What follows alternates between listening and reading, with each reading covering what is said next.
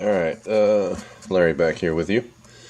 I figured I'd just discuss how I'm doing the bases here. I realize there's people out there that do bases for you. They can get a little pricey, and like I said in the last video, this is just another fun aspect of building your own models. What you see in front of you right now is a base I bought from Michaels. I paid $20 for it. It's a basswood.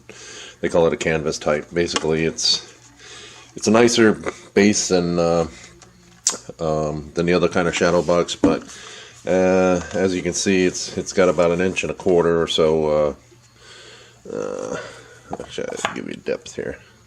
It's actually 1.5 inches. So you got 1.5 inches of space up underneath this thing here, and then you got already a pretty nice surface here.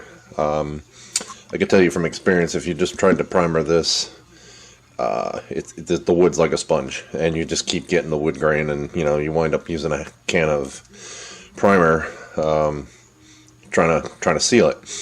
So what I use is this stuff here. It's a water base. In fact, I just bought this because I used up the other one, but it's a Minwax. It's one coat. It's polyurethane. It's water based. So you just brush it on, give it several coats, and I've got one here that is, I don't know if you can see that texture, but it's got a little bit of sheen to it, but it's also got the brush marks, which is fine. But that wood is sealed now. Particularly the ends here. When you're looking at cross grain. So it'll seal up that cross grain for you. So let me come over here. Here's one I'm getting ready to paint. But before I go painting it, you can see I knocked it down with a sander. So I got one of those little Black & Decker mouses. Not very good here, having it all set up for you. But basically, I got some 220 right there, and I just go to town on it and knock down the brush marks. Now this is just like the first part of the refinement. After I prime it, use the primer filler, and it'll help settle in some of the spots. Then once I'm done with the primer filler, I'll coat it, and then sand it, and then assess any kind of divots or anything that needs to be addressed, and just use some of the red putty, which I got another one here that I'm prepping for another model. This base here, it's like 6x9, and they're less. These are lesser expensive. These are probably like $4 or $5 here at Michaels.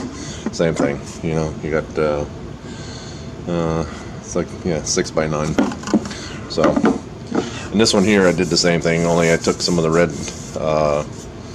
red spot putty and filled it in, and then used the polyurethane, sealed it, because this one here is a little rough on the edges, and they never seem to seal up. So by using that urethane and sanding it, it coats it, so when you paint it, it just looks like it's one piece of wood. And again, it's same thing, about 1.5 inches deep. It's good for putting your electronics in it, battery or plug or whatever. So I get when I get done priming these, I'll bring it back, and I'll show you the results, because it really makes for a nice base. Alright, Larry back here.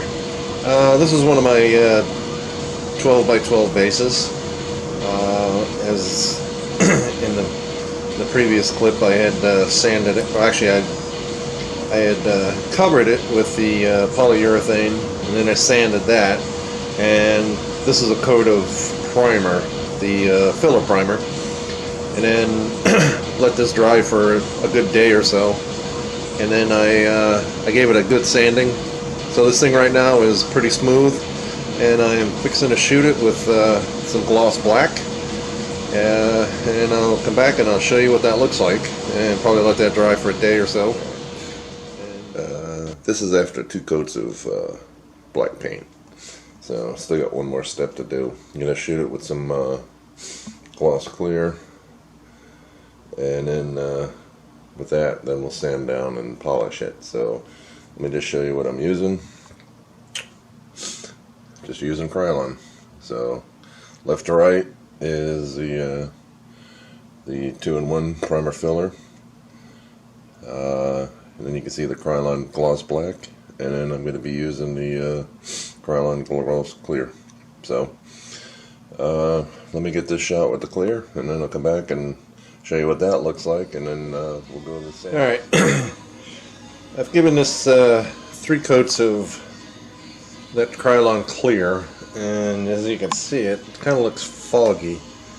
So my next step is going to be sanding this thing down with probably start with like the 800 and then just work it up, take some of the tooth out of it, and then polish it. So that's kind of the game plan.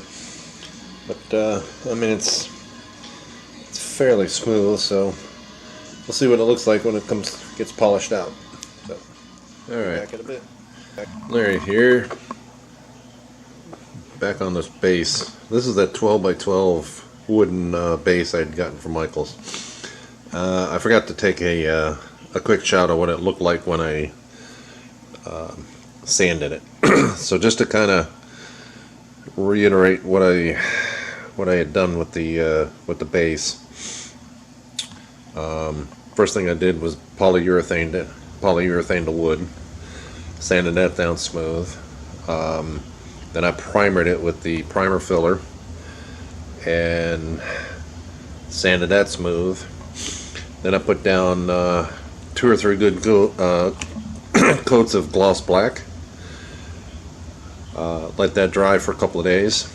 Then I went back and I put 3 coats of the Krylon clear over it. Let that dry. And then I came in with some 800 grit sandpaper. Kind of sanded off the, if you want to call it a little bit orange peel. Then I went over it with 1500 grit sandpaper, which got it really nice and smooth. And then I used this stuff here, this Novus, if you want to call it that. And sorry for the glare, but you know, this stuff works wonders. It's like a 3-part system. You got the fine scratch remover, which is like their number 2, and then the number 3 is the heavy scratcher remover. So what I had done was I first came in, used the heavy scratch remover, and then polished that out, and then I went over it with the fine scratch remover a couple of times. And I didn't use a buffer or anything, I just kind of used some elbow grease. Probably took about 15 minutes or so to get it to a shine, and right now I'm pretty happy with it. So I was texting Jerry over at HDA Model Works. This is, you know, for the Romulan base, so he's working on the graphics. I think he's got to order some material, as what his reply was. But this is how it'll be kind of set up. This is my Romulan homeworld that I painted up. You know, typical round 2 base. I got to add the taller rod, and actually the taller rod fits into the hole better, so I don't have some wobbles. But should look pretty slick. Next thing I got to do is drill out my holes for the 2 switches that I'm gonna. Actually, it's gonna be 3 switches. It'll be 1 for the lights, 1 for the engines, and then 1 for the photon emitter or plasma emitter. So, all right. So that kind of wraps up what I did for the base, and actually, you know, looks pretty good from all sides. So, got a hell of a sheen on it. I like it. So, I mean, for 19 bucks and some time, you know, come out with this. So, all right. That's it for the base.